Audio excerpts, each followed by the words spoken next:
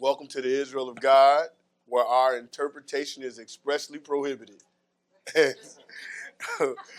My name is Brother. I stole that from Melvin. But that's the truth. That's one thing we are not allowed to do here is interpret. My name is Brother Antoine, and reading for me today is Brother Ford. The title of today's lessons, as you can see, this lovely drawing is Poor in Spirit. Like I said before, people have read about the poor in spirit, but they rarely explain what this truly means. And this lesson is about this poor man that everyone that and everyone that follows after him. Now, so we're going to learn what it really means, and this lesson is a 360-degree lesson. We're going to see how everything that about this parable just ties in. So I want you to pay attention because this is going to be some open mind surgery, okay? So get your minds open and get ready to just pay attention and walk through every detail. I will not be drawing on this board because I don't want to mess up this lovely drawing, and my writing sucked. I think probably was a doctor or something before. So, how doctors write prescriptions. You can't understand nothing. That's how I write. So we're going to get right started. So it's like always, I have a lot of ground to cover, a lot of scripture, but I'll try not to keep you here all day. I try to do it real fast. I've heard complaints, not about me, I don't think. Please, if you want to complain, go right ahead. At least I can get better, but they might not send me back no more. But let's go right to Ecclesiastes 9. We're going to start at verse 13. I want y'all to pay attention to what's going on. 9 and 13. Ready? Go ahead. This wisdom have I seen also under the sun, Mm-hmm. and it seemed great unto me. Okay. There was a little city, and a few men within it, Mm-hmm. and there came a great king against it, Mm-hmm. and besieged it, Mm-hmm. and built great bulwark against it. Okay. So, some other little housekeeping things real quick. I preach a sweat. So, so sometimes I got to wipe my face, and I might cough. I'm not hooping. I don't want y'all telling Brother Bowie, because I feel as soon as I'm talking, this sweat about to come. So, so being that we got a lot of scripture, you're going to have to be really read fast because I don't want them here all day and complaining on me. But he says there was this little city and a few men within it, and there came a great king against it and besieged it with great bulwarks. So imagine this little city, right? And you got all this king come against it. So I don't know if you ever watch any movies like Game of Thrones and all that, but when they set up against the city, they set up camps around about it. They besiege it, right? Just like Jesus talked about what they did with Jerusalem. So he's saying this little city and this king comes about it with all this bulwarks against it. So I want to unpack this lesson for you, kind of give you these visualizations so you can kind of use it as a skill set. Okay? Keep going. Now there was found in it a poor wise man, and he, by his wisdom, delivered the city. Yet no man remembered that same poor man. Now pay attention to verse 15, because that's the key in it all. He said, now there was found in it a poor wise man, right? And by his wisdom delivered the city. Now, when I used to read this before, I used to think he must have went and negotiated and talked to him or whatever. But then it said like this, yet no man remembered that same poor man. And now I figure, okay, yeah, that usually happens. Somebody who saved or do something, people just forget about him, right? Like they did Joseph. Remember, it said that Pharaoh that knew not Joseph, right, when he started to go against Israel, right? So this poor wise man, after he saves the city, nobody remembers him, right? Go ahead. Then said I, wisdom is better than strength. Nevertheless, the poor man's wisdom is despised, and his words are not heard. Oh, he said, so wisdom, Solomon called it and said, wisdom is better than strength. You can always outwise a person, because you can't always beat up somebody, but you can always outthink them, right? Especially if you got the wisdom of God on you. But he said, hey, the poor man's wisdom is despised, and his words are not heard. Keep going. Go ahead. The words of wise men are heard in quiet, more than the cry of him that ruleth among fools. He said, so the words of wise men are heard in quiet, because you got to pay attention when you want to listen to a wise man. You notice a wise man don't do a whole lot of shouting all the time. He said the words of the wise men are heard in quiet. He said, in quiet more than him that ruleth among fools, right? Because when you with the wise man, you got to pay attention. Read the last verse. Go ahead. Wisdom is better than weapons of war. But one sinner destroys much good. Now, and that's something to be paid attention to as well. He said, wisdom is better than weapons of war. Because of wisdom, like James even tell you in the book of James, he said, hey, pray to the Lord for wisdom, and the Lord will give it to you liberally. Because wisdom, you can solve anything. People do so much praying for things when you should be asked for wisdom, because of wisdom, you can get things. And you could get all the things that you need, and you will start learning what you need more than just what you want. But pay attention to something. He said, hey, wisdom is better than weapons of war. So let's go to Proverbs 28 and show you.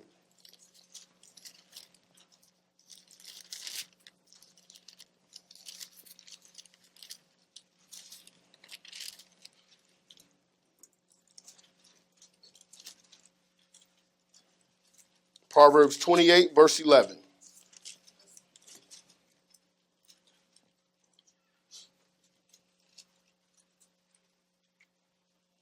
Ready? We're going to read 11 and 12, then we'll skip to 15. Ready? Right. Go ahead. The rich man is wise in his own conceit, but the poor that had understanding searcheth him out.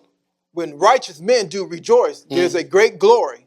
But when the wicked rise, a man is hidden. So he said a rich man is wise in his own conceit, because just because you got money, you think you wise. That don't necessarily show wisdom. He said, but the poor man that has understanding, you can search him out. You know exactly where he lives at, don't you? Because if you have wisdom, especially in this wisdom of God, you know all the answers. So he said, hey, but the poor man hath understanding, search them out. Then he said, when righteous men do rejoice, there's great glory. But when the wicked rise, a man is hidden. Because we all know about cowardness, don't we? So when the wicked rise, that's because men won't stand up, right? But sometimes it's not time. And sometimes a man is hidden. Let's skip down to 15. Go ahead. As a roaring lion and a raging bear, so is a wicked ruler over the poor. And that's exactly what that king wanted to do with that city. He said, as a roaring lion and a raging bear, so is the wicked ruler over people. So that king wanted to come at that city.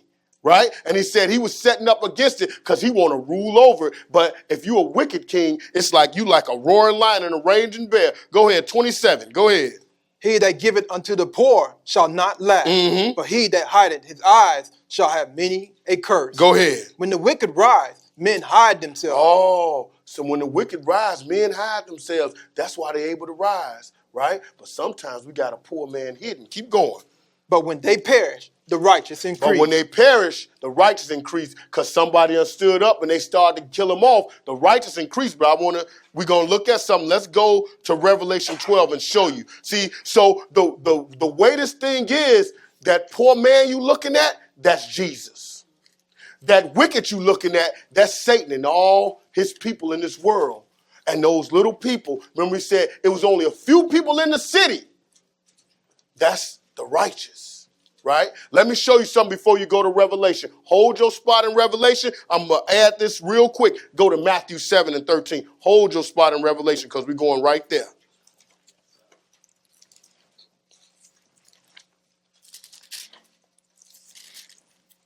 Remember it said it was only little people in that city, right? Only a few people in that city. Right? Let's go to Matthew 7, 13, and 14. Real quick. Read that. Enter ye in at the straight gate. For wide is the gate, and broad is the way that leadeth to destruction. And many there be which go in thereat. So he said, enter ye in at the straight gate. Like Brother Ray used to say, enter ye in at the straight gate. So it was like a long song. But he said, enter ye in at the straight gate, right? He said, wide is the gate and broad is the way that leadeth to destruction, and many that be that go in there. So it's a lot of people outside that city waiting to rush it, right? Many people which go in that straight, in that wide gate. Go to the next verse. Because straight is the gate, And narrow is the way which leadeth unto life, and few there be that find it. And few there be that find it. Those little people in the city. Let's get on to Revelation. That's the little people that's in that city. Are you part of them? Let's go to Revelation 12. Because we got to pull out this poor man. Because remember they said a man is hidden. He said when the wicked rise, a man is hidden. So when they was raising up and getting all these people ready for that city, a man was hidden. Because the wicked could only rise if a man is hidden. Right? Let's get them. Let's go find them. Revelations 12 and 1. Right? Go ahead. And there appeared a great wonder in heaven, a woman clothed with the sun and the moon under her feet, and upon her head a crown of 12 stars. Go ahead. And she, being with child, cried, travailed in birth, and pain to be delivered. Go ahead. And there appeared another wonder in heaven, and behold, a great red dragon, having 7 heads and 10 horns, and 7 crowns upon his head. We looking at the same scripture. We're looking at the same thing. He said, there appeared a wonder in heaven with a woman, a sun, a moon under her feet. He talking about Israel, and right, and she being with child, travailing in birth, pain to be delivered. That's Jesus. Jesus was an Israelite, right? And so he came through Israel. So that was that poor man that was hidden, right? That's that poor man in that city. So, but the people are God's people, right? Israel is a microcosm of God's people. Right? It's not that only Israel going to be saved, but it's just he used it as a microcosm of God's people. So when Israel came out, it was a mixed multitude, right? And he said, "Hear, O Israel," right? Because as long as you part of it, you Israel. Keep going. And his tail drew the third part of the stars of heaven. So he got a huge army, don't it? Because he said, and there appeared another wonder in heaven, and behold, a great red dragon, right? And having 7 heads and 10 horns and 7 crowns upon his head. This represents Satan and his army. That's the ones that set up that siege against that city. He says, hey, and his tail drew the third part of stars of heaven. So he got a lot of evil angels with him and a lot of people that's going to work for him. Go ahead. And did cast them to the earth. And the dragon stood before the woman, which was ready to be delivered, for to devour her child as soon as it was born. Go ahead. And she brought forth a man-child who was to rule all nations with a rod of iron. Oh, so this is how the wicked got to perish, so the righteous can increase. He said, but the man was hidden. So this that poor man we're looking at. Remember, the poor man in his wisdom saved the city. He said, she brought forth a man-child who's to rule all nations with a rod of iron. Go ahead. And her child was caught up unto God and to his throne. Oh, so once she brought forth the man-child, he came for a while, but he was caught up to God and his throne. So he's not here, is he? But they were still ready to besiege that city. Go ahead. Where are we? Verse 5. Skip to verse 9. Go ahead. And the great dragon was cast out, that old serpent called the devil and Satan, which deceiveth the whole world. He was cast out into the earth, and his angels were cast out with him. So we see who that great red dragon is. And it's the same one that's coming for this city to take it over, right? But we got to see, how does this poor man save it? What is he going to do? Is he going to come talk to him? Is he going to plead with him? But let's see what he's going to do. Let's skip to verse 11. Go ahead. And they overcame him by the blood of the Lamb. And by the word of their testimony. By the what? Their the word of their testimony. He's teaching them. He's got it with his wisdom. Who's he giving his wisdom to? He's giving his wisdom to their people in the city. They got to build their own army. We got another battle to fight. Let's go. Keep going. And they loved not their lives unto death. And they was willing to die for it because they were men. Men start to raise up. When one man raised up, other men are raised up. That's what it's about. So let's keep going. Let's go to 13. Go ahead. And when the dragon saw that he was cast unto the earth, he persecuted the woman which brought forth the man-child. So he persecuted the woman that brought forth that poor man, and in which some of us go through this persecution right now. Right? We feel it every day, just trying to keep the commandments of God, trying to be righteous, and you never would have thought that you would suffer persecution trying to be right. Right? You always was told, you do right, everything gonna be right. You know? until you actually try to do right. Where are we? That was in the Go 14. Go ahead. And to the woman were given 2 wings of a great eagle, that she might fly into the wilderness, into her place, where she is nourished for a time and times and a half a time from the face of the serpent. So during that time of that great tribulation, when that king because Satan is a king, and when he gonna besiege that city, he's taking it over, this woman gotta flee, right? That's a different lesson, but let's go to verse 17. Go ahead. And the dragon was wroth with the woman, and went to make war with the remnant of her seed. So she still had to leave some people behind in that city, and what happened to them? Go ahead. Describe them, I should say. Go ahead. Which kept the commandments of God and have the testimony of Jesus Christ. So these are the people, the ones that's keeping the commandments of God and the testimony of Jesus Christ, right? Let's go to Luke 1:26. Let's bring this righteous man. Let's bring this poor man forth. See, because it's not his time right now. This poor man is hidden. If you read John 18:36, he'll tell you, if this was my kingdom, my servants would fight. They all will stand up. But it's not the time right now. This poor man got to be hidden. Let's go. Remember, he was caught up to God and his throne. But let's bring him forth on this earth and let's show you a little snippet of what happened in the flesh. Luke 1.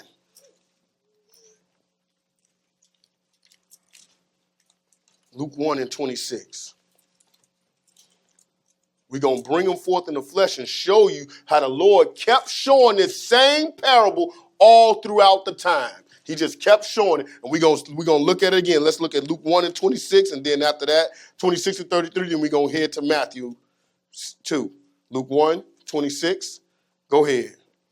And in the 6th month, the angel Gabriel was sent from God unto the city of Galilee, named Nazareth, to a virgin espoused to a man whose name was Joseph, of the house of David, and the virgin's name was Mary.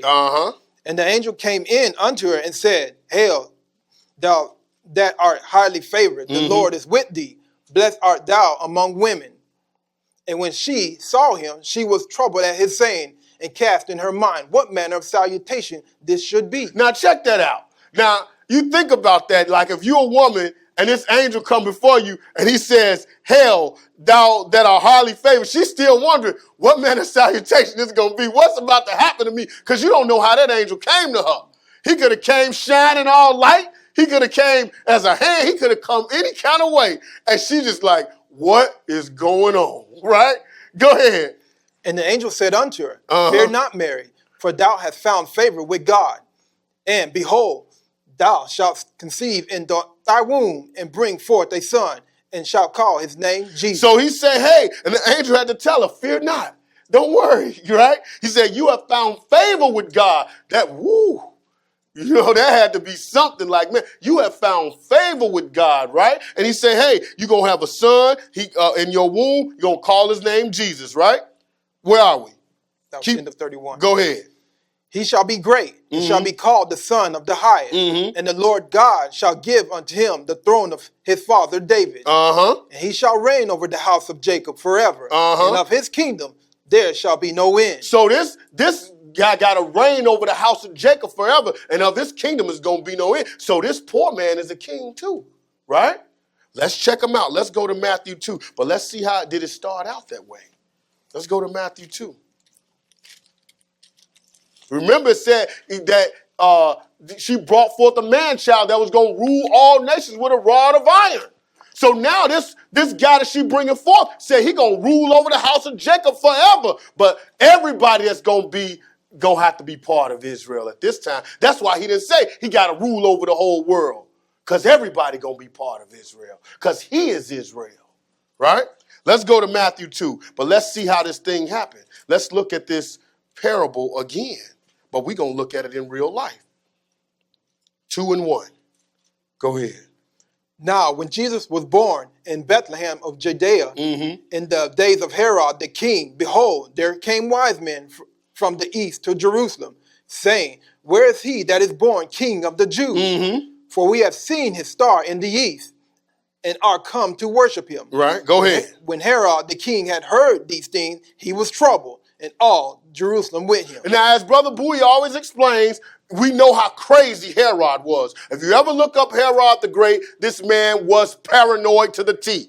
Like, he must have smoked so much of those crazy, those little funny cigarettes that it wasn't funny, right? Because he was paranoid. He thought everybody had desires on his throne, and all he heard was a rumor that this one little poor baby was going to be the one that was going to get that throne, because he knew he didn't have rights to it anyway, because it was Israel's throne, right? Go ahead. And when he had gathered all the chief priests and scribes of the people together, he demanded of them where Christ should be born. And they said unto him, in Bethlehem of Judea. First thus it is written by the prophet. Now pay attention. Who did he gather together? The scribes and the Pharisees and the chief priests. So these people knew. So don't let them fool you thinking they didn't know. They knew where Christ was supposed to be born, right? It wasn't like they didn't know or nothing about him. They try to fake like that when they dealing with him one-on-one. You see it all the time. Who are you? Who gave you this authority and all this stuff? But they knew he wasn't going to come out of Levi, right? Because all the chief priests had to come out of Levi. So that's why they would say, who gave this authority? Because he was a Jew doing all this teaching. That was unheard of. So he says, hey, they always say, hey, where you come from, who are you, and all this. But evidently, they knew, because that's why Herod could ask them, and they were able to give him an answer quickly. And he said, hey, in Bethlehem of Judah. They knew he wasn't coming out of nowhere else but Bethlehem of Judah, right? Go ahead. Where are we? That was in the 5. Go to 7.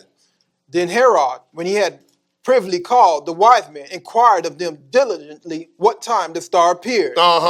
And he sent them to Bethlehem and said, go and search diligently for the young child. And when ye have found him, bring me word again that I may come and worship him also. So did the Pharisees go out to Jesus? No. Those wise men. Remember, with his city, with his wisdom, he saved the city. The wise men went out looking for him, right? They looking for this poor man, right? Because right now he's just a baby in the flesh. Right? So they looking for him, and they say, hey, Herod say, hey, when you find him, let me know, right? Because I want to worship him too, right? Go to verse 11, right?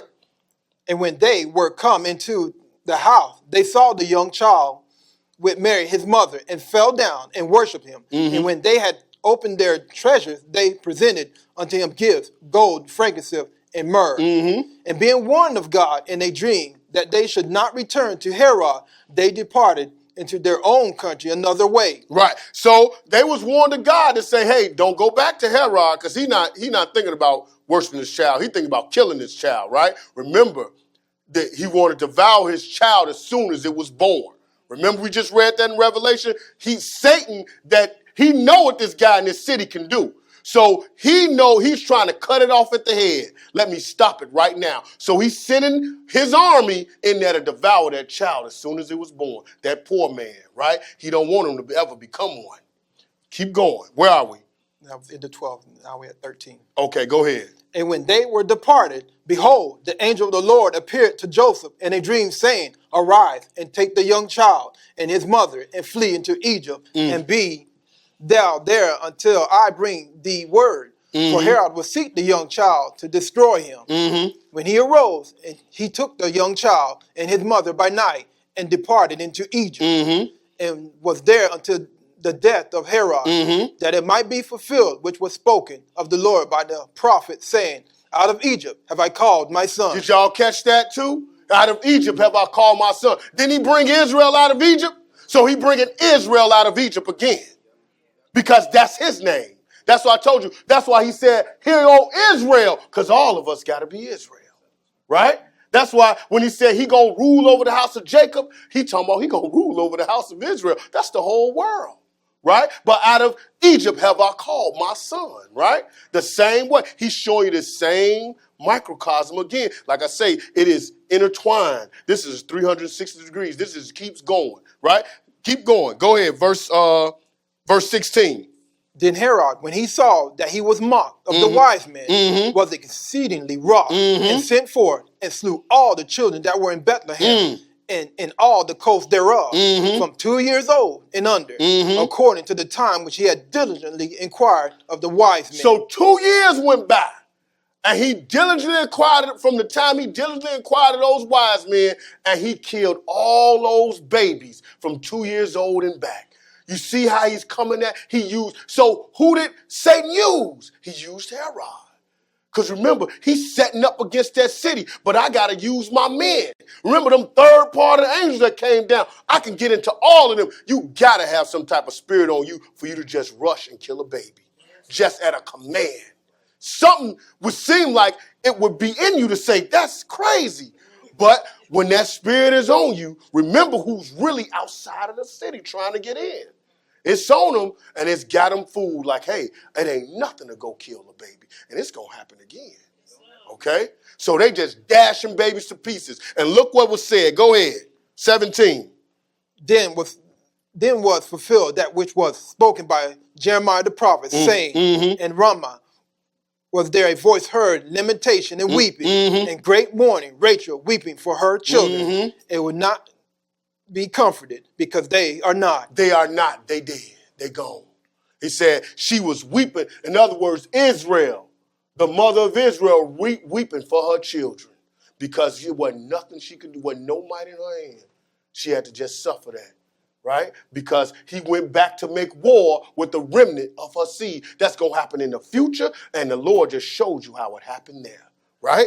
Let's go. Let's go to Luke 4.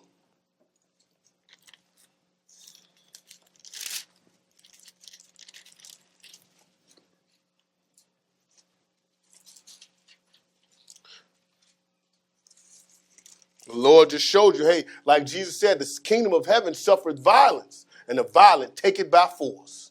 They are coming, right? Let's go 4 and 13. So what do we have to do? Like I remember watching this movie one time, the little girl said, what is we gonna do? What is we gonna do? 4 and 13. Ready? Yes, sir. Go ahead. And when the devil had ended all the temptation, he departed from him for a season. So Jesus had to be tempted of the devil too, and he came at his weakest point because he had been fasting 40 days and 40 nights. And man, you can make we all know we're gaining weight. I know. When you hungry, you make the worst decisions, right? You make the worst decision, man. I'm grabbing that burger. Forget that. All the stuff on it, you know? So when he fat, you at your weakest, and he want him to make the worst decisions to do something for himself. Because miracles are not done for you.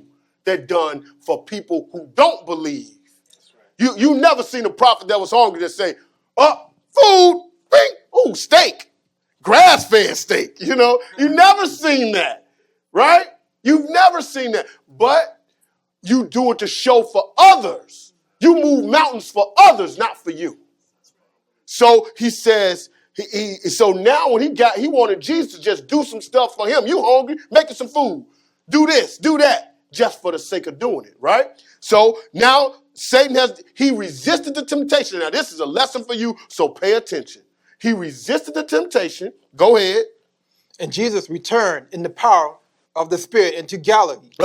And there went out a fame of him through all the region around about. And he taught in their synagogue, being glorified of all. Did y'all catch that? It said Jesus returned the power of the Spirit into Galilee. So when you going through your stuff and Satan coming at you, you fast and pray to the Lord and you get out of it, man, he came with that power of the Spirit. Next thing you know, fame round all about.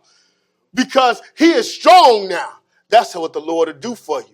You strong now. Now you can walk through you could go through anything, right? Because you realize I done went through some of my roughest moments and made it out. And I didn't go against God. Now that power is with you, right? Keep going.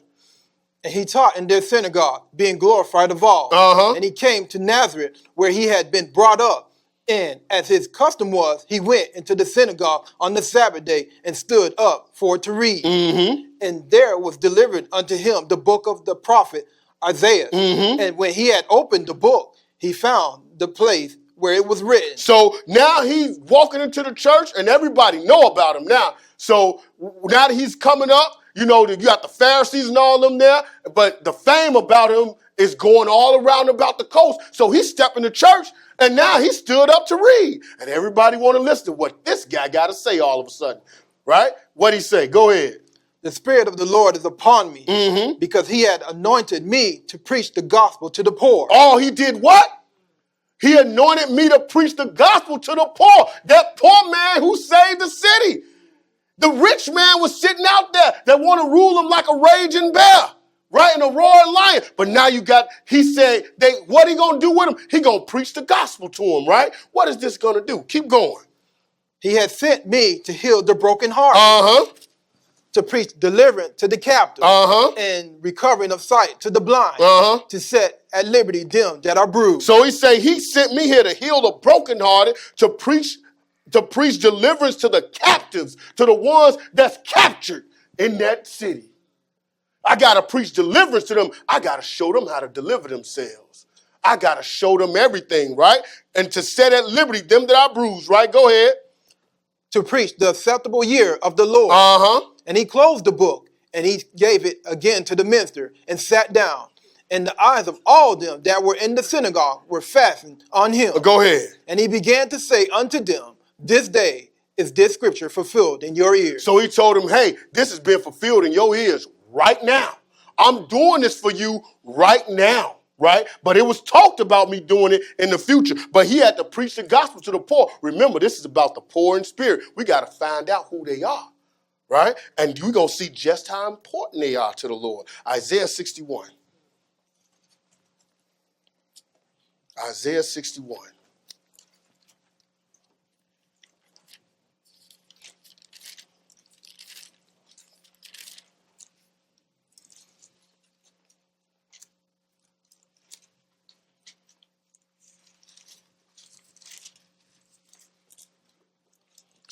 We're going to read 1 through 3. Ready?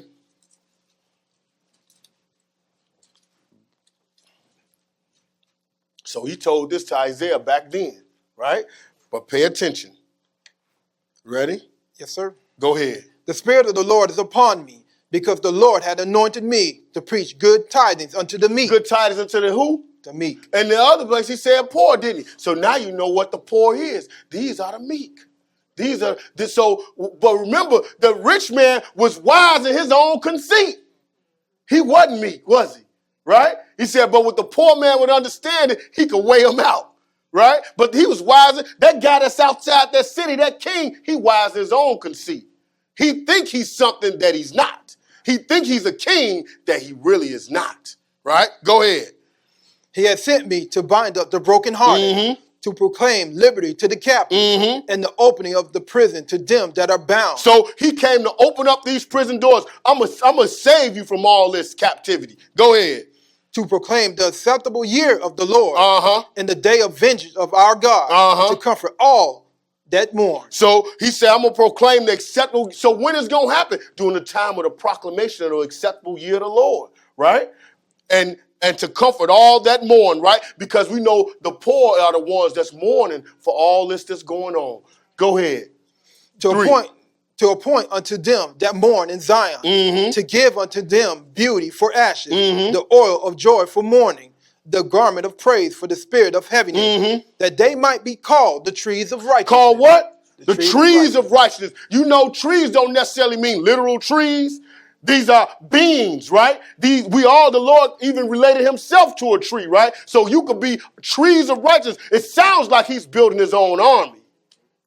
See, that with the wisdom he saved the city, he showed them how to build an army, how to organize, how to get this gospel out here. That's what he started teaching. That was the only way he could save them from him, right? He didn't go out there negotiating with him.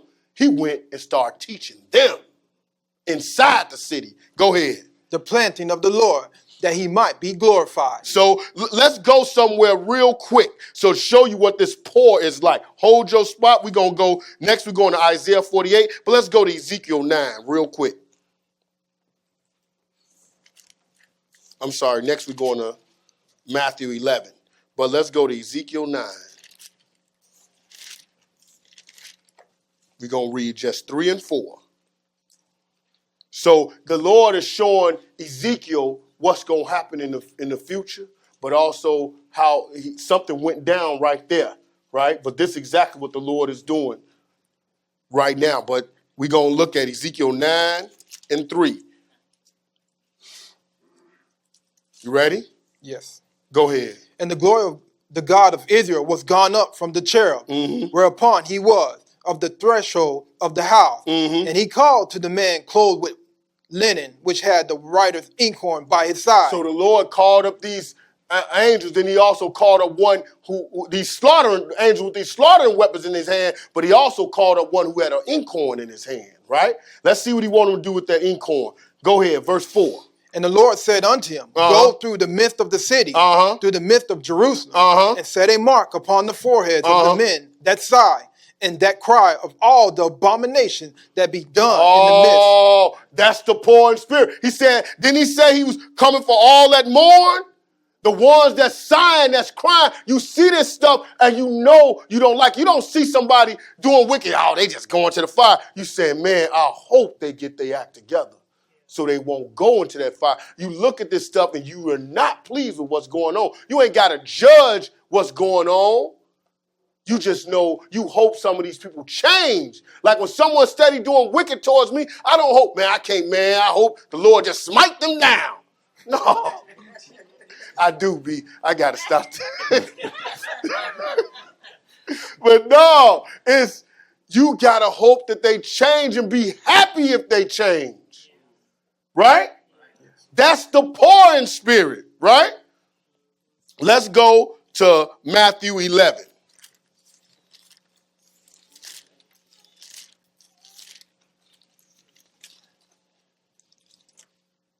When you hoping that other way, that means that one outside, he got you. Because remember, he got a whole lot of angels. You see, they don't come with no strong arm. They don't come, the chains that bound you are not all ugly, strong, broken chains. They nice little blankets and golden chains. That's what binds you. You don't know you bound when it binds you. Let's go to Matthew 11.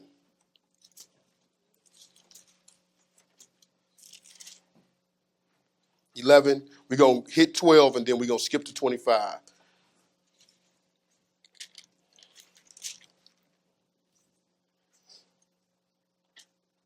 Ready? Go ahead.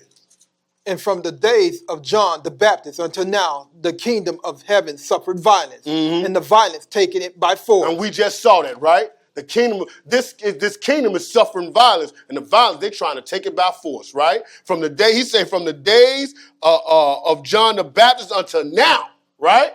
So let's skip on down to 25. Go ahead. At that time, Jesus answered and said, I thank thee, O Father, Lord of heaven and earth, because thou hast hid these things from the wise and prudent, and hast revealed them unto babes. Who's poured in the baby? Baby is stuck. Only thing they can rely on is their parents, right? Their parents don't have that. They don't have it. He said, but he came to preach the gospel to the poor and said, you done, from the wise in their own conceit and prudent, you done hid it from them, but you done delivered to these babes, right?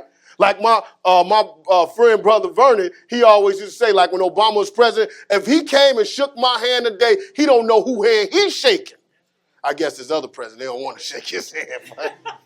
But I don't know. But he said he don't know who hand he's shaking. You ain't shaking the hand of a servant of God. I don't have to be a big dignitary. I'm a babe. I'm the poor. Right? Go ahead. Even so, Father, for so it seemed good in thy sight. All things are delivered unto me of my Father, and no man knoweth the Son but the Father. Neither knoweth any man the Father save the Son. And he to whomsoever the Son will reveal him. Go ahead. Come unto me, all ye that labor and are heavy laden, and I will give ye rest. Take my yoke upon you, and learn of me, for I am meek and lowly in heart. Oh, I'm what? I'm meek and lowly in heart, right? He said, come unto me, all you that have labor and heavy burden. We know you've been beat up. We know all this done happened. We know you done went through all this mess. He said, come to me. He said, hey, my yoke is light. He said, and I will give you rest. Take my yoke upon you and learn of me. Do it the way I'm doing it. I'm teaching you so you could be able to join this army and we could protect this city. I'm teaching you. Go ahead.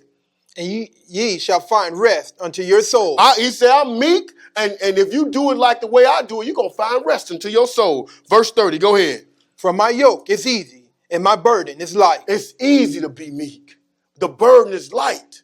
I don't have to take on vengeance like you see some of these other brothers so focused on. They so focused on vengeance, they forgetting the big picture, right? And I'm going to do that at another lesson. Let's go Isaiah 48.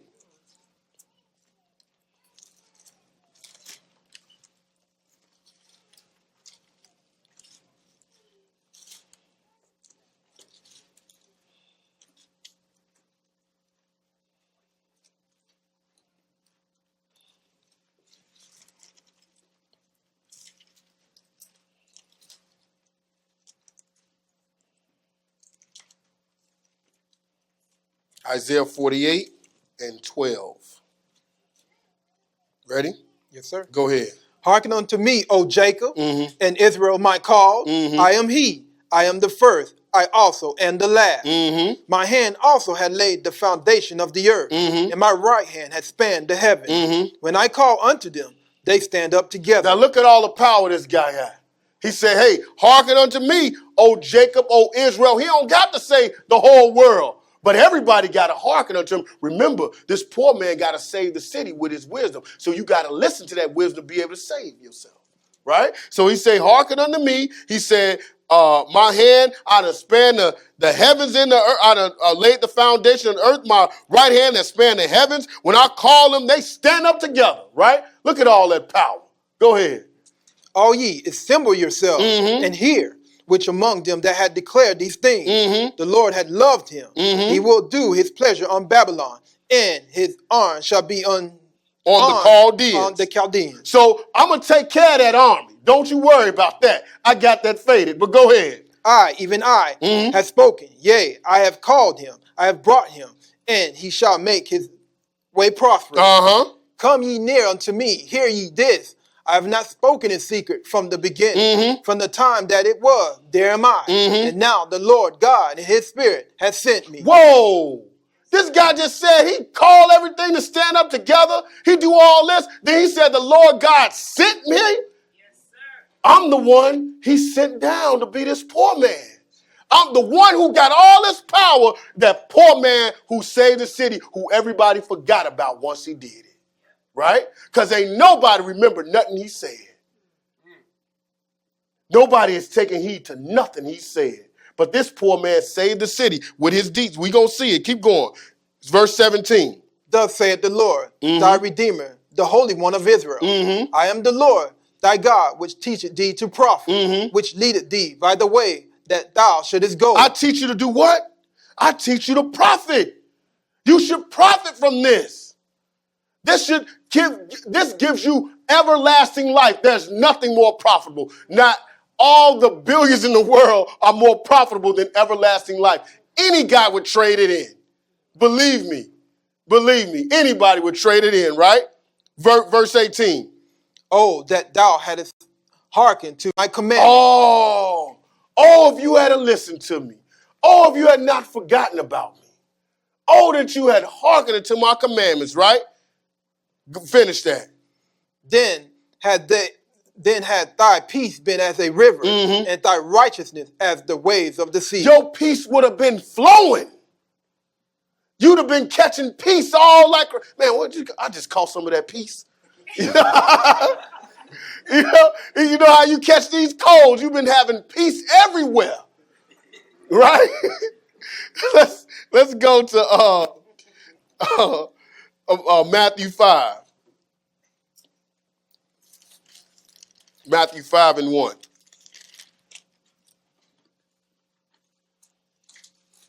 And let's find out who the poor is.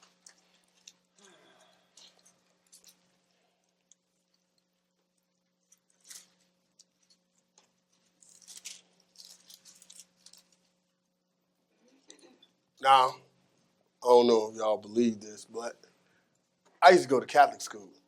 I wasn't Catholic, but I grew up. That's just when you live in the hood, those are the best schools to go to. But they used to teach us this stuff. We used to have to read this all the time. These were called the Beatitudes, right? Right? But read them. We're going to see that was actually correct. I don't know what Beatitude means. I'm sorry, I forgot. I wasn't paying attention much. I was probably too busy doing something opposite. Go ahead. And seeing the multitudes, he went up into a mountain. And when he was set, his disciples came unto him. Mm-hmm. And he opened his mouth and taught them, saying, mm-hmm. Blessed are the poor in spirit. Blessed are the what? Poor in spirit. And what else? What's going to happen? For theirs is the kingdom of heaven. Do y'all know what that means? Y'all know what theirs mean? There, that's T-H-E-I-R-S, belongs.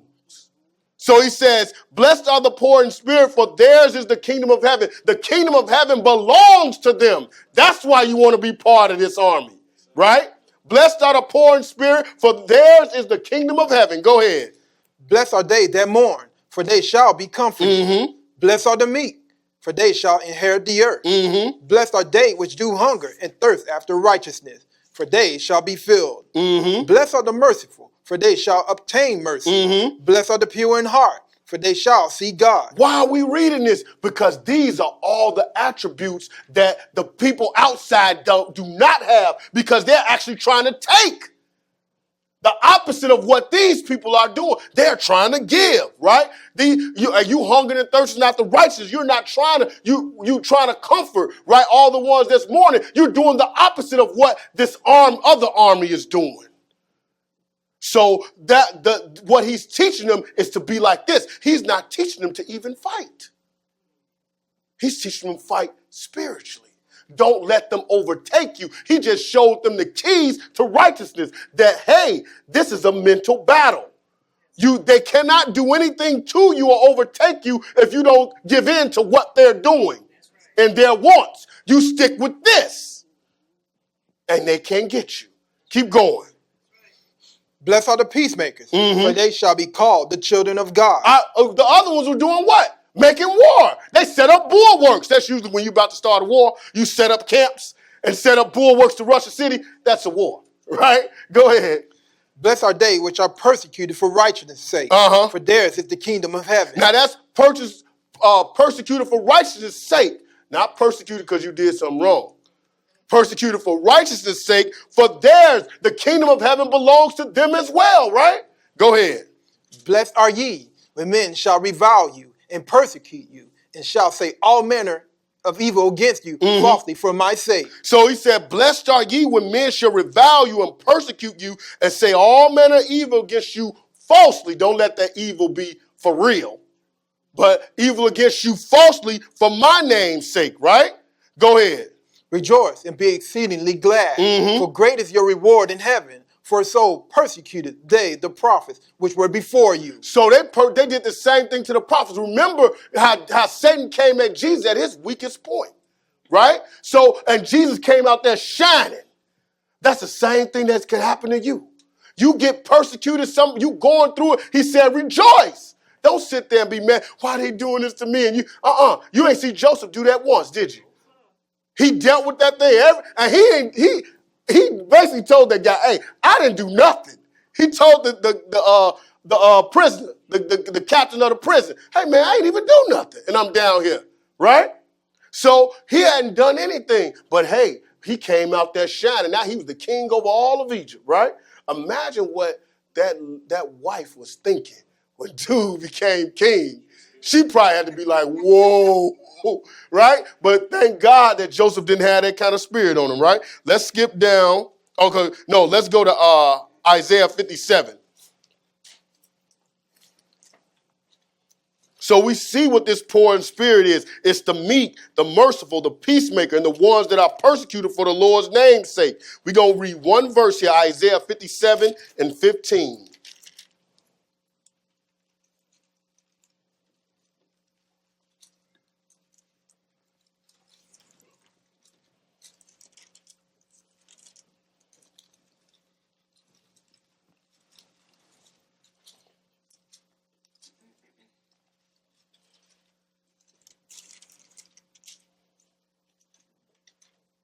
Man, shoot, she better be glad I wasn't Joseph.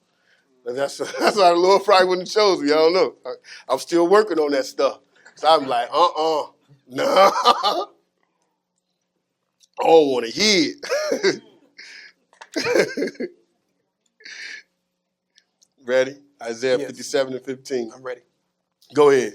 For thus saith the high and lofty one that inhabit eternity, whose name is holy. So the high and lofty one who inhabited in eternity, right? He said his name is holy, right? Go ahead. I dwell in the high and holy place. And he dwells in the high and holy place, talking about heaven, because none of this earth is high and holy, right? So I dwell in the high and holy place where? With him. With also. who? With him. With who? Him. With him. That's the Father, right? Right. He didn't say with them, so that kills all this Trinity, right? With him, right? That's correct. And that's what? Also, that is of a contrite and humble spirit. Oh, whoa. So the Father's poor in spirit? Oh, yeah. He said he's also of a contrite and humble spirit. Go and finish that. To revive the spirit of the humble. And he going to do what? He going to revive the spirit of the humble. Go ahead. And to revive the heart of the contrite ones. He going to revive the heart of the contrite ones. Didn't he say the kingdom of heaven belongs to them? Right? Let's go to John 12.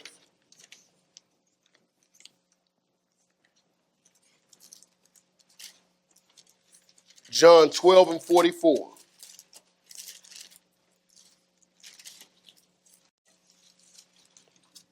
See, I might not even go 4 hours.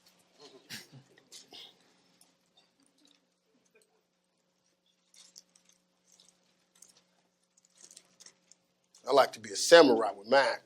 You out. Let's go. Cut and go. 12 and 44.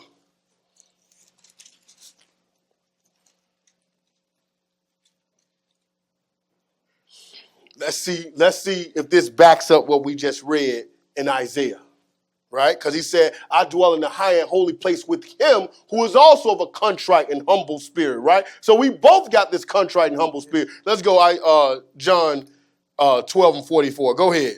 Jesus cried and said, he that believeth on me, believeth not on me, but on him that sent me. So when you believing on me, you believing on this Father with this contrite and humble spirit that sent me, that sent that poor man to the city, right? Go ahead.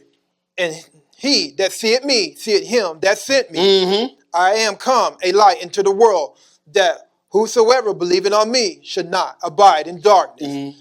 And if any man hear my words and believe it not, I judge him not. Mm-hmm. For I came not to judge the world, but to save the world. Whoa! Didn't they sound just like that? He said, with his wisdom, he saved the city, didn't he? He said, I didn't come to judge the world. I came to save the world, right? Right? He said, so if you believe on me, you believe on that Father with that contrite and humble spirit. So if you take on my yoke and do exactly like I do, right, and have that humble spirit, this is what you'll get. The heavens belong to you, right? Go ahead. He that rejected me and receiveth not my word had one that judgeth him. The word that I have spoken.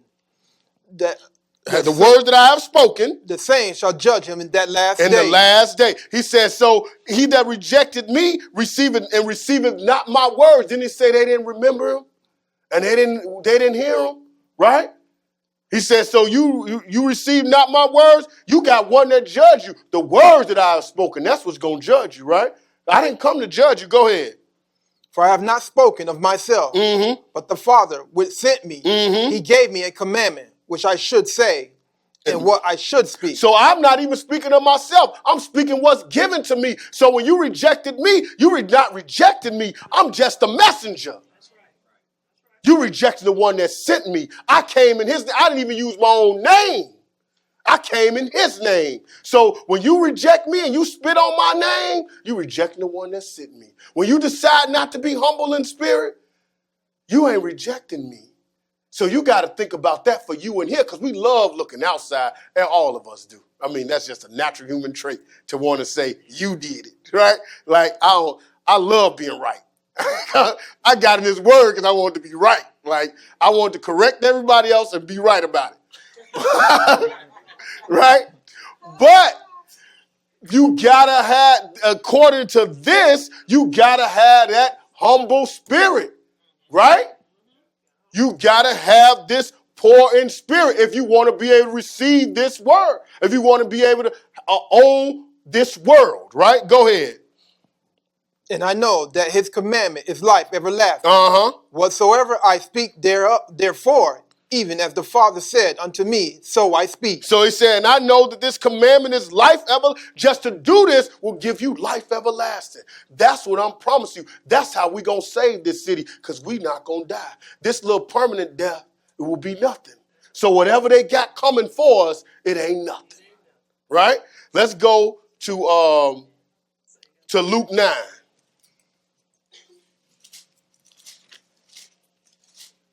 This is how he's building this army. He's building this army full of immortals to save this city. Let's go to save this whole world. Luke 9:44.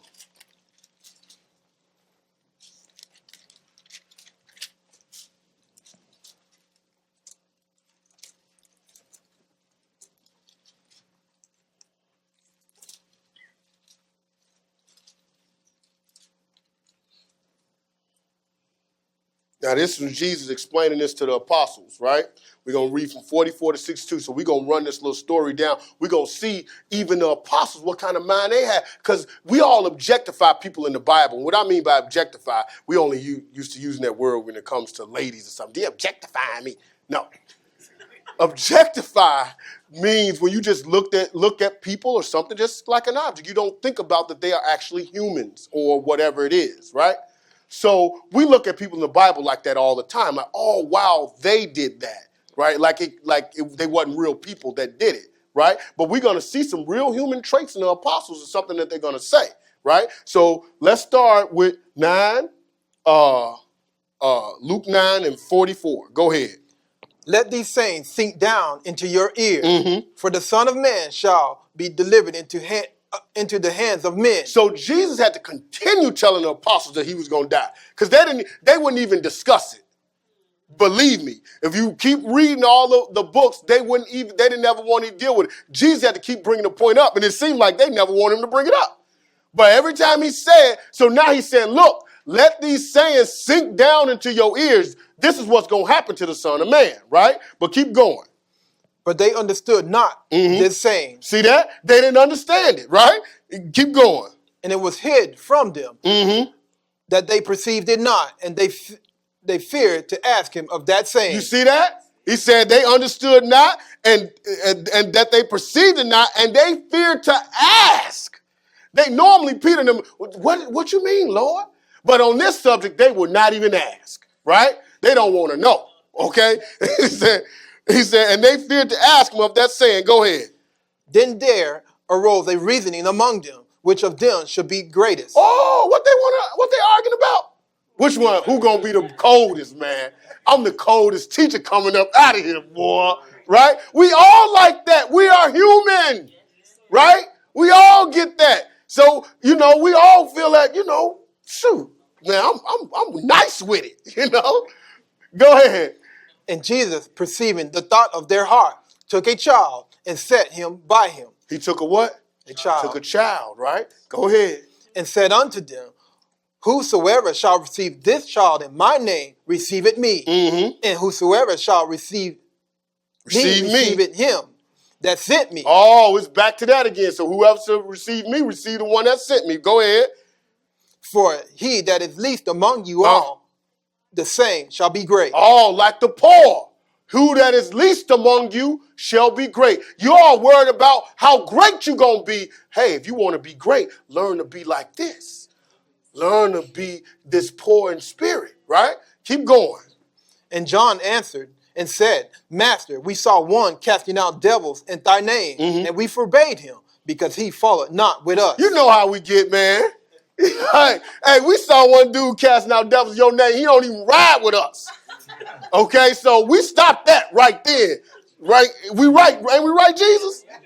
Right? That's but I can imagine like Jesus, we doing the right thing. He's trying to cast out devils in your name. He don't even ride with us. Who he think he is? Right?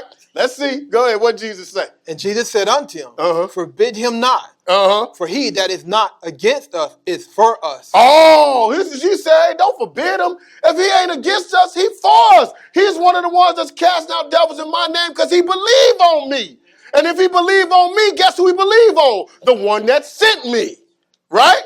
Go ahead. And it came to pass, when the time was come that he should be received up, he steadfastly set his face to go to Jerusalem. Okay, so now it's time coming. That poor man got to be taken up. Right? Remember, the poor man is hidden.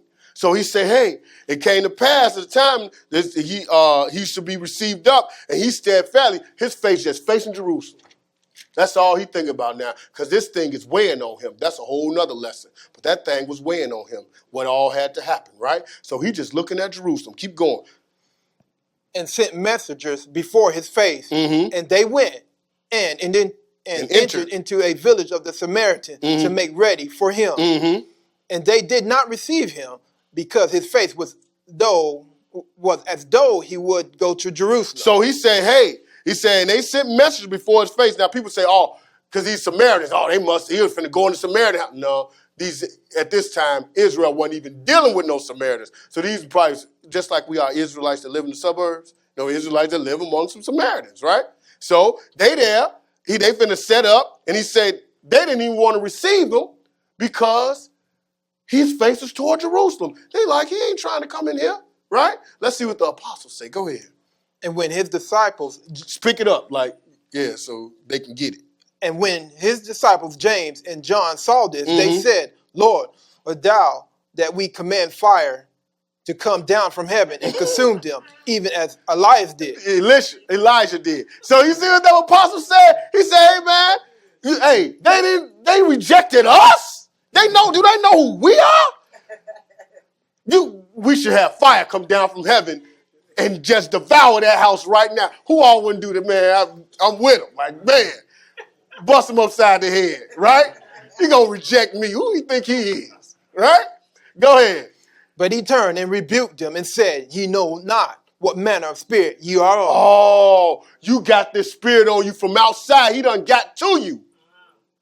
Remember, he had a third part of the angels. Y'all see how this whole story come together? That king with all them camps around the city, that's the angels he got with him and the people who got operating with those angels. But they done got in the minds of the apostles. Hey, and so Jesus said, you don't know what spirit ye of. You don't know who done got in your mind. Look at what you talk about, deal. Jesus gonna tell me, go ahead. For the Son of Man is not come to destroy men's lives, but to save them. Oh, did he say he came to save the world? This man is coming to save the city. He said the Son of Man ain't come to destroy. You ain't see Jesus coming out killing people? All them people that did something, if anything, that'll be the time to kill them, right? But like I said, you don't move mountains for yourself. You move mountains for others, right? He said, for the Son of Man has not come to destroy men's lives, but to save them. Go ahead. And they went to another village. Keep going. And it came to pass that as they went in the way, a certain man said unto him, Lord, I will follow thee whithersoever thou goest. And Jesus said unto him, foxes have holes, and birds of the air have nests, but the Son of Man had not where to lay his head. Oh, he was really poor then, wasn't he? The Lord made this thing through and through. He was physically poor. He didn't even have a place to live. He said the foxes have holes and the birds have, and I done made it all. And I don't even have a place to lay my head. Imagine that. And he's talking about being humble, right? Like they tell you, the worst person to rob you is a poor person because they take everything, right? And this guy's talking the opposite, saying, hey, poor in spirit and think lowly, and don't try to think so highly of yourself, right? Because that's what he's telling them. Don't worry about being great. He's telling them the opposite of all this other stuff, right? Go ahead. And he said unto another, follow me. But he said, Lord, suffer me first to go and bury my father. So there's some more coming up now. This is toward the end now. And he's still getting some other people saying, follow me, right? Come on, listen to me. Hearken unto these words so I can help save you, right? And this is about the time when he's about to die. Read, what happened? Jesus said unto him, let the dead bury the dead, but go thou and preach the kingdom of God. So he's saying, hey, let the dead take care of all this dead stuff. Get focused on this thing. Get focused on helping this army grow. Because I've given you the wisdom. Now you need to spread it about all this whole city to build an army. So when they come for us, they ain't got nothing coming. Right? Keep going. And another also said, Lord, I will follow thee, but let me first go bid them farewell, which are at home at my house. And Jesus said unto him, I want you to pay attention to something. So you see the commitment you got to make to follow Jesus? Evidently, they ain't going to see these people for a while, right? This ain't no come home everyday job. They don't have cars, right? So when they're going on these journeys, they are gone. This is a big commitment. You have to give it all up to serve him. That's what you got to do. If you got to stand with these guys, what you got to start doing? Giving it all up. That, hey, whatever it is that's there, is there. I have to get to them later because evidently he is going to be a while before he get back to see his homies at the house. Right? Start back at 62. All right. And Jesus said unto him, no man having put his hand to the plow and looking back is fit for the kingdom of God. You ain't part of this army. You got to be like, anybody ever see that movie, The 300? When he said, what are you? Oh, you a farmer. Oh, yeah. What are you? You are such a, what are y'all? Oh, we all soldiers, right? All this other stuff is nothing no more. Our whole life is about the soldier in this army, right? So he just said, no man having put his hand to the plow, you get that plow and you looking back, you not worthy. The kingdom of God is not yours. You are not the poor in spirit. It doesn't belong to you, right? He said, and notice he said to the plow, not to the fork. It's easy, just pick up a little fork, keep feeding yourself, right? But to pick up this plow take work. But you pick up this plow, you start looking back like Lot's wife, you ain't got nothing coming, right? This guy's all in, all out, right? Let's go to Matthew 13. Either you with me or against me. No in between. That's why he tell him about being lukewarm. I would rather you be hot or cold. Because you trying to play with me, it's just like you not even with me. As you see how serious he was, what you going back for your father dead? Okay, he dead, let's roll. That's essentially what he told him, right? He wasn't like, today we got to be, oh, your father, I know, I'm sorry. You don't halfway mean it because you ain't even know his father. You just said something to be nice. But Jesus had no time for that. It is time to work, right? Matthew 13, verse 1. I'm just saying, humans don't care. I just know. 13 and 1. You ready? Yes. Go ahead. The same day went Jesus out of the house and sat by the seaside. And great multitudes were gathered together unto him, so that he went into a ship and sat, and the whole multitude stood on the shore. Okay. And he spake many things unto them in parables, saying, behold, a sower went forth to sow. So we're going to deal with a little of this parable, not all of it. So Jesus got in there and he sat and he spake all this stuff in parable to them. But he told them, he started talk about this. He said, hey, a sower went forth to sow, right? Yeah. Go to verse 10. And the disciples came and said unto him, why speakest thou unto them in parables? Why it's like you teasing them Pharisees when speaking to them in parables all the time, right? What's going on, right? Go ahead, 11. He answered and said unto them, because it is given unto you to know the mysteries of the kingdom of heaven, but to them it is not given. Oh, remember he said it belongs to them. The kingdom of heaven is the poor in spirit. He started giving you all the ones who it belongs to. He said to them it's not given. They part of that other army. Even though they right there in the synagogue, they're not part of this army, right? That's why they can't understand the parable. It's a simple parable. Why you get it and they can't get it. We speaking the same language, right? Go ahead. For whosoever hath, to him shall be given, and he shall have more abundant. But whosoever had not, for him shall be taken away, even that he had. Oh, you see that? So that little bit you got, I'm snatching that too. Right? Because he said, whoever have not, even that little that you got, that's getting taken away too, right? Yes. Where are we? Keep going. Therefore speak I to them in parables, because they seeing not, and hearing they hear not, neither do they understand. Right. So he let them know if you sitting out here and you playing with it and you got this, you might have a little bit of knowledge, right? Right? And then you doing this, but then you partly doing that. That even that you had, that's getting taken away. Because, and I've seen that happen too. Sometimes you see somebody, they kind of in the word, they kind of get some understanding, but then all of a sudden they go way backwards. And you start to wonder, like, this is simple stuff that we all understand. We know that it's only two in the guy. Why are you talking about this half a person or whatever they come up with? They come up with a whole lot of stuff. When you go to all different camps, you get to hear a whole lot of mess. But that even that you have will be taken away. And that's just pointing at spiritual knowledge. But when the Lord says something, he means it all the way around. Now, so he says, therefore speak out to them in parables, because they see not. You see what's going on, but you don't see, right? Who told Herod what Jesus was? The Pharisees, right? The wise man had to come find out from them. He said, because you seeing, you see not, and hearing, you hear not, and neither do you what? Understand. Neither do you understand. Go ahead, verse 14. And in them is fulfilled the prophecy of Isaiah, which saith, by hearing ye shall hear, and shall not understand, and seeing ye shall see, and shall not perceive.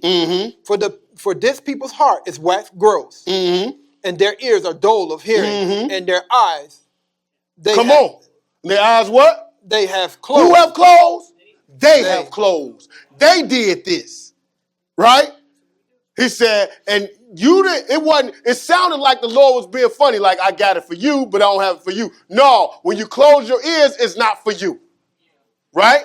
Like when I was doing the funeral, my grandfather just passed away. Y'all ain't got to say, oh, because I know y'all didn't even know, right? But when I was doing the funeral, my grandfather passed away.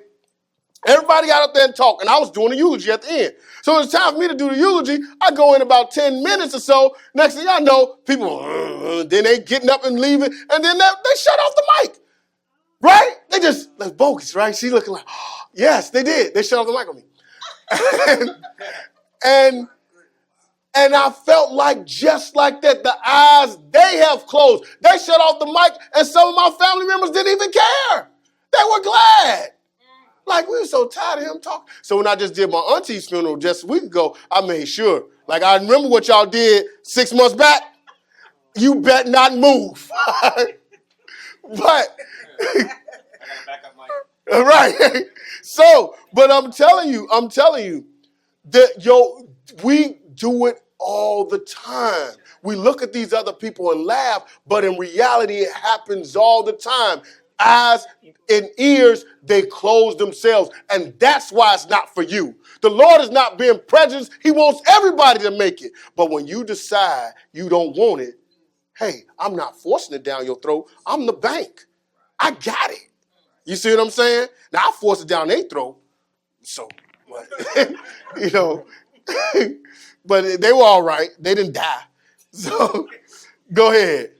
Lest at any time they should see with their eyes and hear with their ears and should understand with their heart and should be converted, and I should heal them. I should heal them, right? I should heal them. Keep going. But blessed are your eyes, for they see, and your ears, for they hear. For verily I say unto you, that many prophets and righteous men have desired to see those things which ye see, and have not seen them, and to hear those things which ye hear, and have not heard them. Oh, he said many prophets and righteous men. So some of the other people don't even some of Isaiah and them don't even understand the stuff that we understand. Many prophets and righteous men have desired to hear the secrets for this army. And he said, and have not seen them, and to hear those things which you have heard and have not heard them. Think about the gift that you really have to be the poor in spirit. Let's skip down 37. Go ahead. Go ahead. He answered and said unto them, he that soweth the good seed is the Son of Man. So now he's about to explain about that same parable we saw in Ecclesiastes. He's about to explain it with this parable of the sower seeds. So he said, hey, he that soweth the good seed is the Son of Man. Go ahead. The field is the world. The field is the world. That city is the world. Right? Go ahead. The good seed are the children of the kingdom. The good seed are the children of the kingdom. Go ahead. But the tares are the children of the wicked one. The ones that's outside, that's the children of that wicked one. And they have stepped inside of here too. This is the army that they're using, right? Go ahead.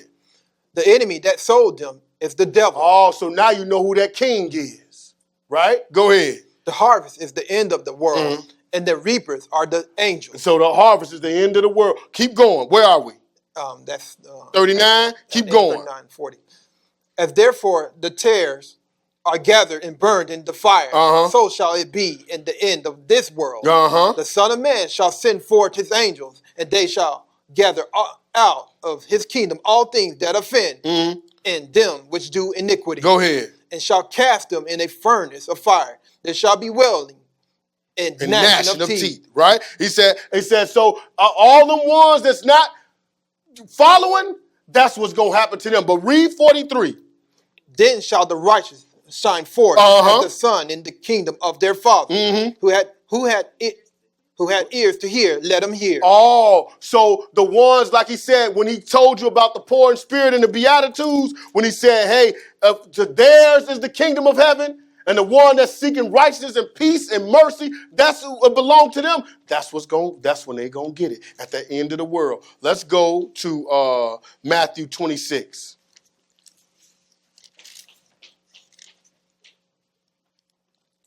Matthew 26 and 46.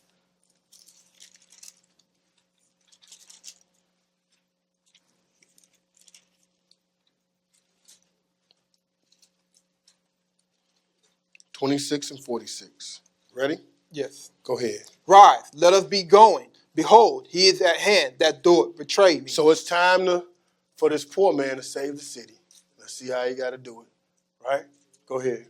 And while he yet spake, lo, Judas, one of the 12, came with him, a great multitude with swords and staves, from the chief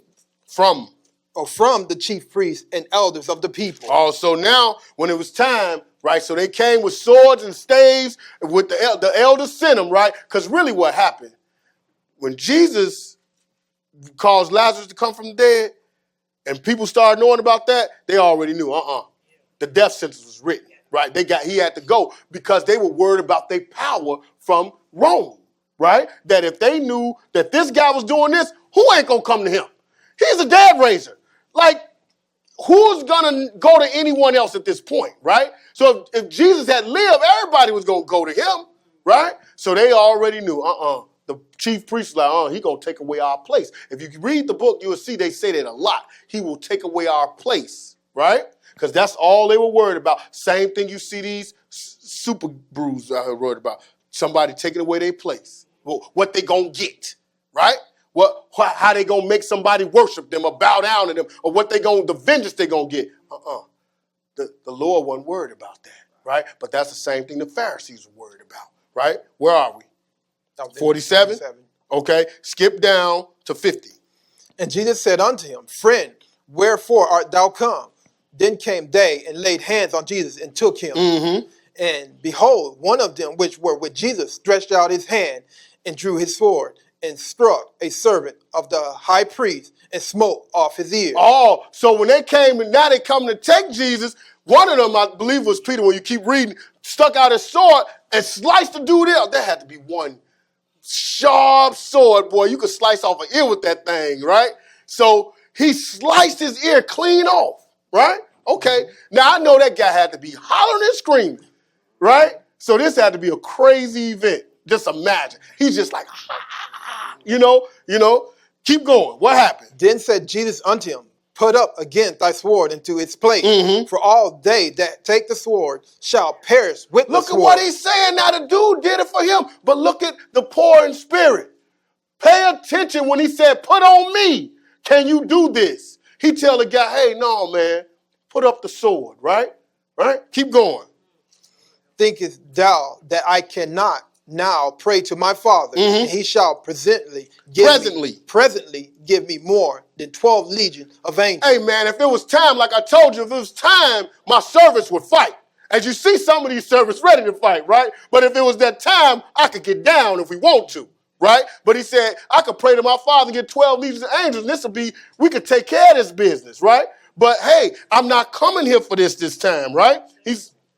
I'm coming to save the world. You stopping what we got to do. I got to do this, right? This poor man got to save this city. Go ahead. But how then shall the scriptures be fulfilled that thus it must be? It must be, because if I pray to the Father send 12 legions of angels, the scripture won't be fulfilled and this city won't be saved. Go ahead. Where are we? Oh, that's 54. Go to 57. And they had laid hold on Jesus, led him away to Caiaphas, the high priest, where the scribes and the elders were assembled. So who was there? Caiaphas, the high priest. Then they asked the high priest where he was supposed to be born. So you think this high priest didn't know? He gonna show you that he knew exactly. But pay attention. Now, I don't know if you all, when that ear got sliced off, right? And that was, let's say I was with the dudes, right? And they sliced my ear off, and I'm screaming like crazy. And he heals, take up the ear and heals the guy and put it back on. I'd have jumped ship right there. Like I'd have switched sides right there. You know, like, hey, dude, hey, I don't know what y'all like. This man is an ear healer. You know what I'm saying? Like, it's over. You know, there's no more discussion. Everything should have stopped right there. Like, man, you know what we taking him for? We seen the works that he's doing, right? But no, but when that army out there used those spirits and got everybody stirred up, everybody wants him dead now. And it's all because he's using this one guy, this Caiaphas, right? So he's led away to Caiaphas, the high priest, where the scribes and the elders were assembled, right? Verse 63. Go ahead. But Jesus held his peace. And the high priest answered and said unto him, I adjure thee by the living God that thou tell us whether thou be the Christ, the Son of God. Okay. Jesus, go ahead. Jesus said unto him, Thou hast said, Nevertheless I say unto you, hereafter shall ye see the Son of Man sitting on the right hand of power and coming in the clouds of heaven. Then the high priest rent his clothes, saying, He had spoken blasphemy. What further need have we of witness? Behold, now ye have heard his blasphemy. So he say, we don't need, because they had the false witnesses ready, right? But he has spoken blasphemy. We have no other need of witnesses by saying what he said. But you just asked him who he was, right? As if you didn't know. He said, I adjure thee by the living God, thou tell us whether thou be Christ, the Son of God. Because it said Jesus hadn't said a word. He held his peace. Then look at the power in that. A lot of times when you stuck and you sitting in a situation, you don't have to do a whole lot of talking. Hold your peace. That was amazing to them. When you read the other scripture, you're going to see that was amazing to them that he just sat there and he let them accuse him and he didn't say a word. He didn't do no hopping and shouting and doing all this. He just sat there. Right? So where are we? That was into 65. Go ahead. What 66.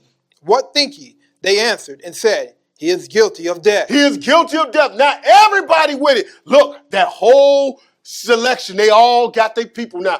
Everybody want them dead. And that's just how groupthink works. You get one person excited about something, then it spreads. Now everybody want, even though they're not even thinking for themselves. That's why it's called groupthink. Because you're thinking along with the group. You're not even thinking for yourself. You haven't even realized that that's what you're doing. Go ahead. Then did they spit in his face. What? Now you know. Somebody spit in your face. And I know how Israel is about spit. Like, you on punishment, 5 weeks, 10 whoopings, black eyes for spitting. That is like the one thing you cannot do. Like, somebody could beat you up. And all you could do back to them is spit in their face. You getting the whooping, you spit in their face. Israel is crazy about that spitting. So imagine that, and they spit in his face. Go ahead. And buffeted him, and the others smote him with the palms of their hands. And ain't no man taking no hit or no bot. That's just not happening, right? And they did that to Jesus. Imagine the man that's saving the city. Look at what I'm trying to get to point out to you is the disrespect. Remember, no one remembered that poor man. All this miracles he did, he just healed one of your men's ears. All this stuff that he did, you didn't remember the poor man. And now you buffeting him and spitting on him and doing that, right? Keep going. Saying, prophesy unto us, thou Christ. Who is he that smote thee? Oh, so now they making fun. So you smite me from the back. They say, prophesy, who smote you? They did the same thing to Jeremiah, right? Where that hit come from then, right? So they really making fun and mocking, right? All right, what was that, 68? Yes. Let's go to John 11. And we're going to convict this Caiaphas right now. John 11. So you see who did all the big talking. It was Caiaphas, right? He said, oh, there's no reason to even bring out our little false witnesses. He said it himself. He blaspheming right now. What, is he guilty of death? Yeah, death. 47. 11 and 47. Ready? Yes. Go ahead. Then gathered the chief priests and the Pharisees a council and said, what do we? For this man doeth many miracles. You see that? They know. He just did one on one of their men, so they knew about him. He said, what do we? This man doeth many miracles, right? Go ahead. If we let him thus alone, all men will believe on him. What's going to happen? All men going to believe on him, right? Go ahead. And the Romans shall come and take away both our place and nation. Oh, so that's what they were focused on. See, they worried about, remember that when we read in Proverbs about the rich man, right, who wise his own conceit. What is he worried about? He worried about his riches, what he got, the power he has. He's powerful in his own mind, right? But this, he said, hey, if the Romans find out, he going to take away our place in our nation. So that lets you know you didn't own it. If the Romans can take it away, go ahead. And one of them, named Caiaphas, being the high priest, that same year said unto them, ye know nothing at all. So these are the other ones talking, right?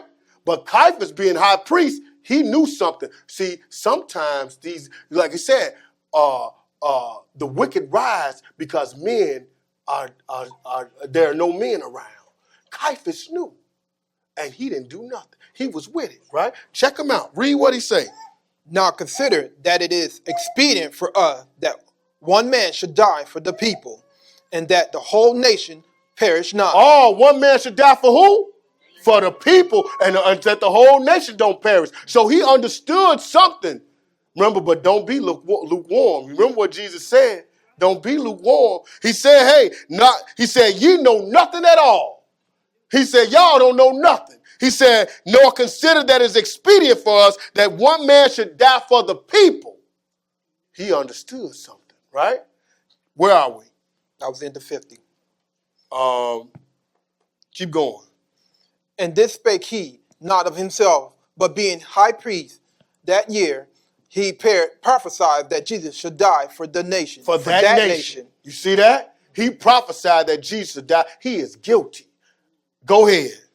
And not for that nation only, but that also he should gather together in one the children of God that were scattered abroad. So he knew not for just the Jews only, Judah, Benjamin, and Levi, but for all the rest of the nation. But he ain't thinking. It's broader than he can even think about.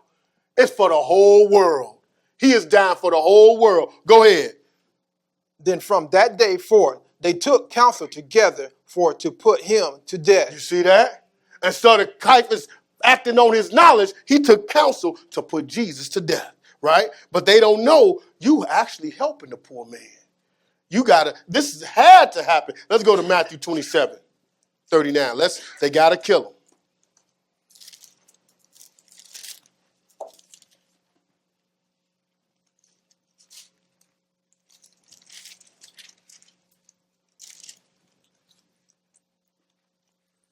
(27 and 39).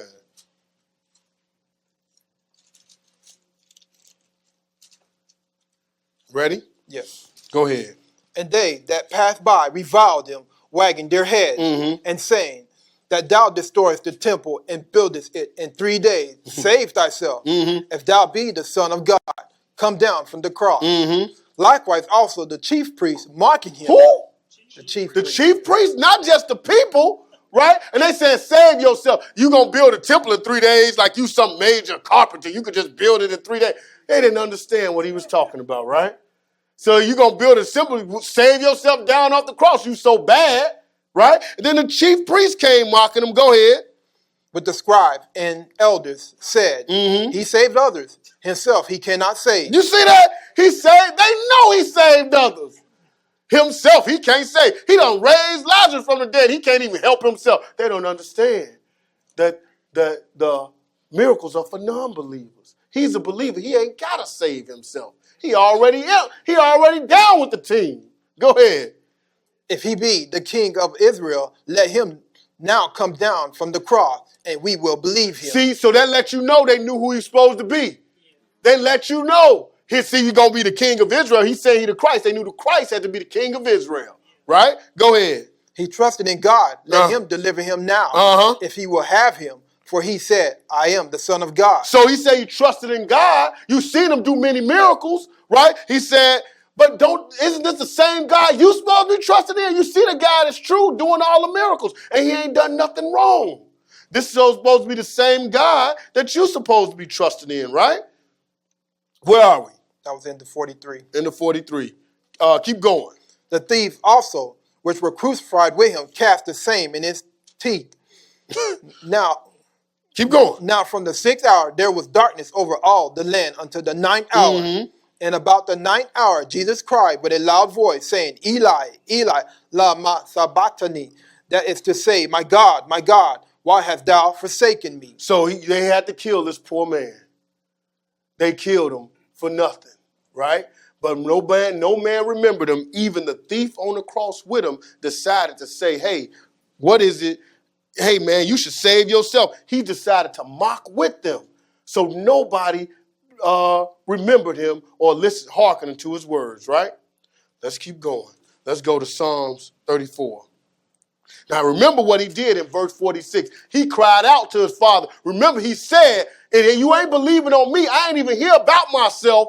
I'm here for the one that sent me. And he cried out to his father, right? He said, Eli, Eli, lama sabachthani, to say, my God, why hast thou forsaken me? Let's go to Psalms 34. Psalms 34. 34 and verse 4.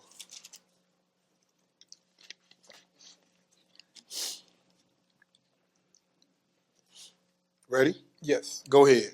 I sought the Lord, and he heard me, and delivered me from all my fears. They looked unto him, and were enlightened, and their faces were not ashamed. Go ahead. This poor man cried, and the Lord heard him. What happened? Who cried? That poor man cried, and the Lord heard him. When he said, my God, why hast thou forsaken me? You notice it got dark from the 6th hour to the 9th hour, right? The poor man cried, the Lord heard him. Go ahead. And saved him out of all his trouble.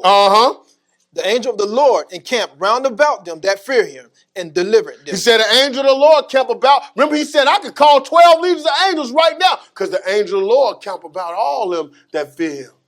All his servants, they camped about. Let's go to Matthew 27 and 50. So he cried out. We know when he cried out, the Father heard him, right?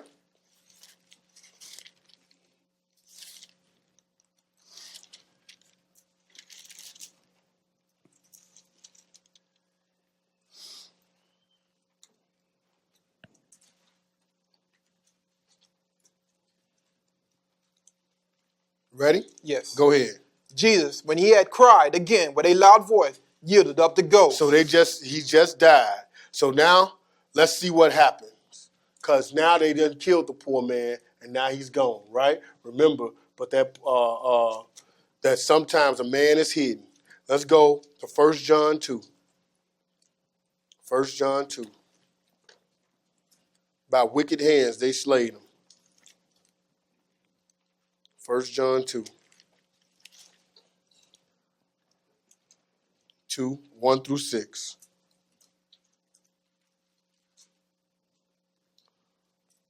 Ready? Yes. Go ahead.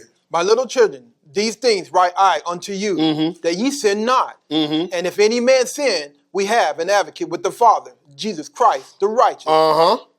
Keep going. And he is the propitiation for our sins, and not for ours only, but also for the sins of the whole world. Oh, so that death that they thought they were doing, they actually saved the whole world. Because now he just became the propitiation for our sins. So now all the sin the people did in that world can be passed over because he did that. That's how he saved the world. Because even with the knowledge and the wisdom that they had, they couldn't get saved by it. So all of them, if he hadn't come and died, David and all of them was still lost. Even with wisdom, Daniel, Job, everybody, with all Abraham, with all that wisdom, was lost until he just did that. So when they thought they was doing something for them, you did something to save this world. Because now we have an advocate with the Father. So all the sacrifice and all that the people did back then, it can all be adhered to now. Okay, now the real sacrifices come, and I'm going to look past all that you've done, and I'm going to only look to all your righteousness, right? Because he just saved the whole world. Go ahead. Because he's not for ours only. So not like Caiaphas said for the nation, the sins of the whole world. That's why big the service of God thing. That's different from what you're seeing out there from these other camps saying all this other stuff. They thinking about just this nation. The service of God are thinking about the whole world got to be saved. Because you got to be bigger than this thing. Keep going. And hereby we do know that we know him if we keep his commandments. If we do what? Keep his commandments. So that's that knowledge. That's that wisdom he used to save the whole world, using his commandments, right? Go ahead. He that said, I know him, and keepeth not his commandments is a liar, and the truth is not in him. But whoso keepeth his word, in him verily is the love of God perfected. Hereby know we that we are in him. He that said he abideth in him ought himself also so to walk, even as he walked. Oh, he said, so he abideth in him ought himself also to walk, even as he walked. Remember, he said, put my yoke upon you. Give me your burden, and you take my yoke upon you. Do it like I do it. Hey, and my burden is easy. It is light. It is easy to go ahead and keep the commandments. Mentally, sometimes emotionally, it's hard because of what we've been taught by that king outside the city. But when we pay attention to this king, we realize, you know what? It ain't even, you know what? Is this going to affect my eternal life? Oh, it ain't even worth it, right? If you think about it like, is it going to go on forever? Okay, then it's not really worth it, right? So when you start thinking like, hey, I'm going to take on his burden because he always thinking about forever. So you start taking on that mindset where you start to think about forever, not just about right now, right? Let's go to Revelations 2.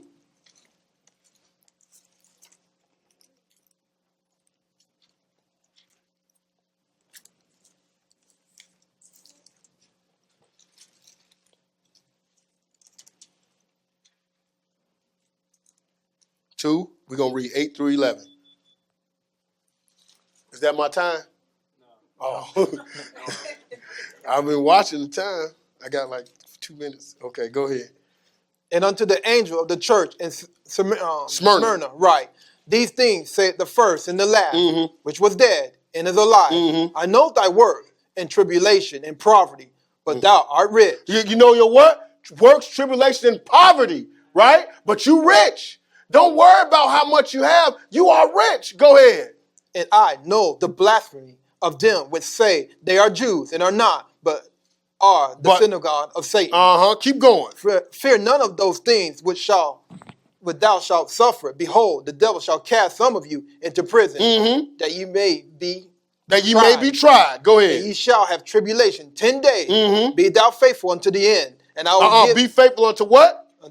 Unto death. Sorry, unto the death. You all hear that? You see how serious Jesus is?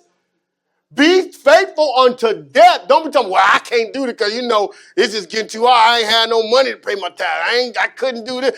You got an excuse for everything. Evidently, he ain't looking for it, right? If he just told that dude when his father died, you need to still come with me, evidently all them little excuses you have don't mean nothing. He looking at, you need to be faithful unto death. It ain't death. So what's your excuse about? Go ahead. And I will give thee a crown of life. Go ahead.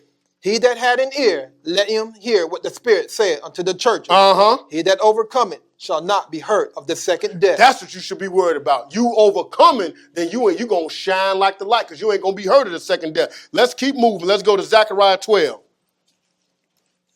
And we got one more place after that. Zechariah 12 and 6.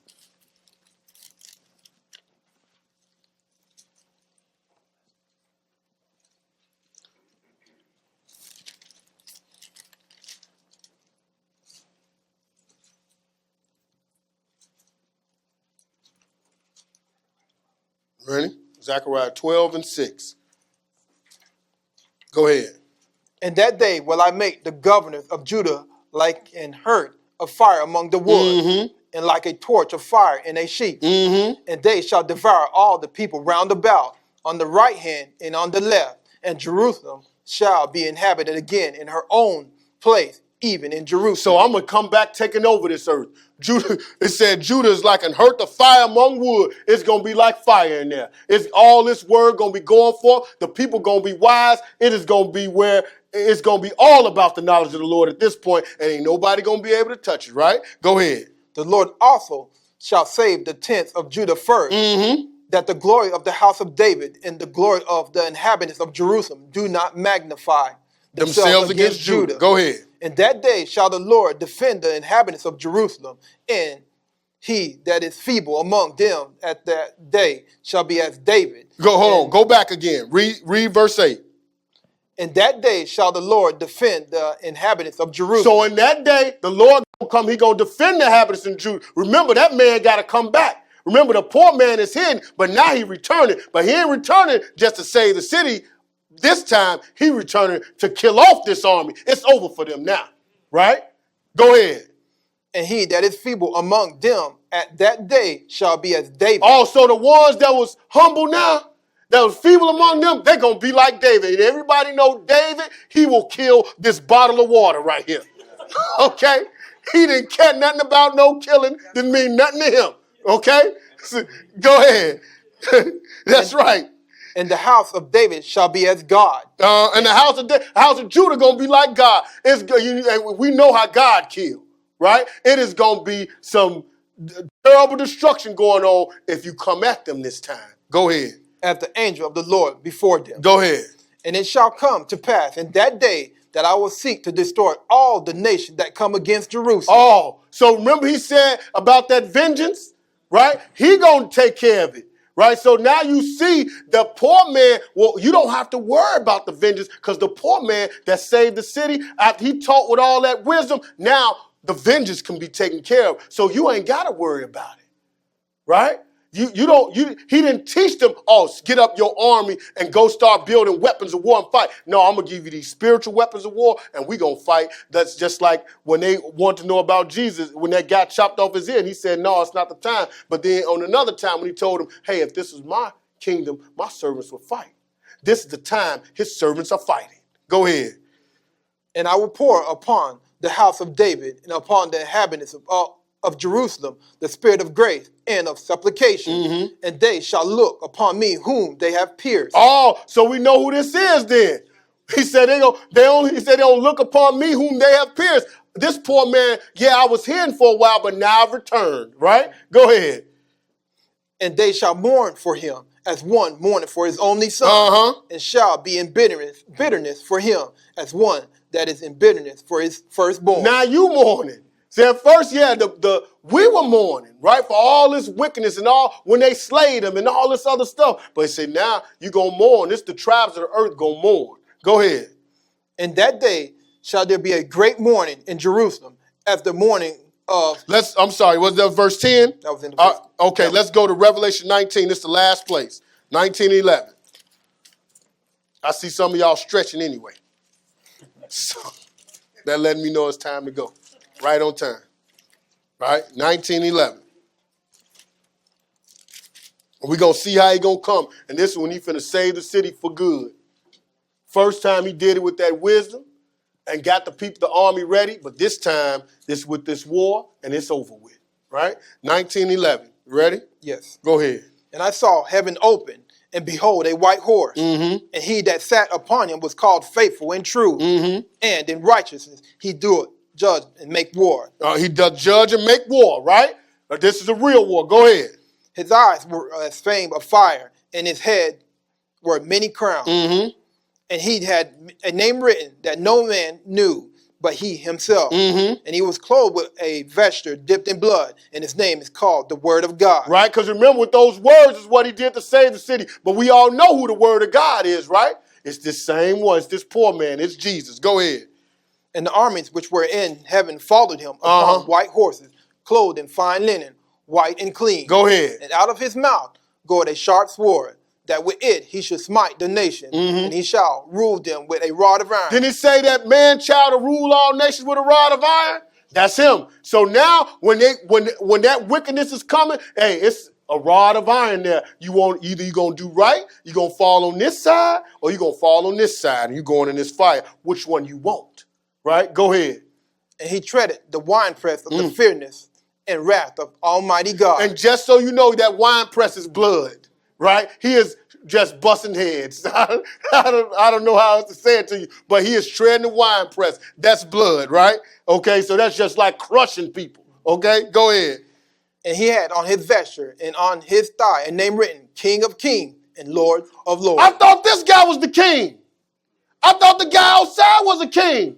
I'm King of Kings, right? And Lord of Lords. So if you are a king, I'm still your king, right? Go ahead. Where are we? Verse 16, go to 19. And I saw the beast and the kings of the earth and their armies gathered together to make war against him that sat on the horse and against his army. Oh, so they still want to gather up. They still want to get froggy, right? Well, let's leave. Go ahead. Go ahead. And the beast was taken, and with him the false prophet that wrought miracles before him, with which he deceived them that had received the mark of the beast, and them that worship his image. These both were cast alive into a lake of fire burning with brimstone. I don't even have time, okay? So he's just like, hey, you know what? You the one that's running. He just going to knock off the top two right there, and you going straight to the fire. You going to beat the king who got you to do it to the fire. That's how stupid you are, right? And I'm just going to pop you right in there. Go ahead, verse 21. And the remnant were slain with the sword of him that sat upon the horse, with the sword which sword proceeded out of his mouth, and all the fowls were filled with their flesh. And then he killed all the rest of the men, and then let the birds of the air and everybody eat them.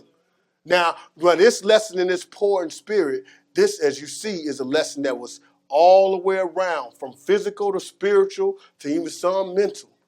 So I'm hoping you guys are paying attention and paying attention to your own actions when you're thinking about what poor in spirit really is and who it really represents. I thank you for your time.